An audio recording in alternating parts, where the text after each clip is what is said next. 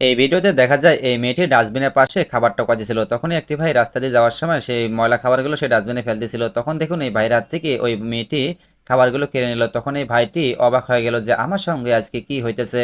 তখন দেখুন এই মেয়েটি কিছু দূর রাস্তায় এসে দেখুন রাস্তাতে মানে পলিথিনটি খুলে দেখতেছে সেটার ভেতরে কি রয়েছে, দেখে এক পিস পাউরুটি রয়েছে। তখন দেখুন এই মেয়েটি কতটা খুশি হয়ে তার ভাইয়ের কাছে আসলো, এসে দেখুন তার ভাইকে সে পাউরুটিটা পলিথিন থেকে বের করে দিতেছে। আর ওই লোকটি দেখুন দেখে অবাক হয়ে গেছে।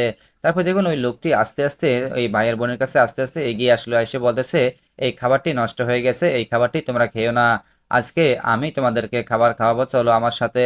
আমার এই ভিডিওটা যে ভাই আর বোন দেখতেছেন তাদেরকেই বলতেছি, যদি আপনাদের সাথেও এরকম কখনো হয়ে যায় তাহলে আল্লাহকে রাজি খুশি করার জন্য হলেও এই অসহায় বাচ্চাদের পাশে দাঁড়াবেন। তারপর দেখুন এই ভাইটি এই ভাই আর বোনকে নিয়ে সে রাস্তায় রাস্তায় যাইতেছিল, যাইতে যেতে এক পথে দেখুন সে দামি একটি রেস্টুরেন্টে যাই পৌঁছে গেছে।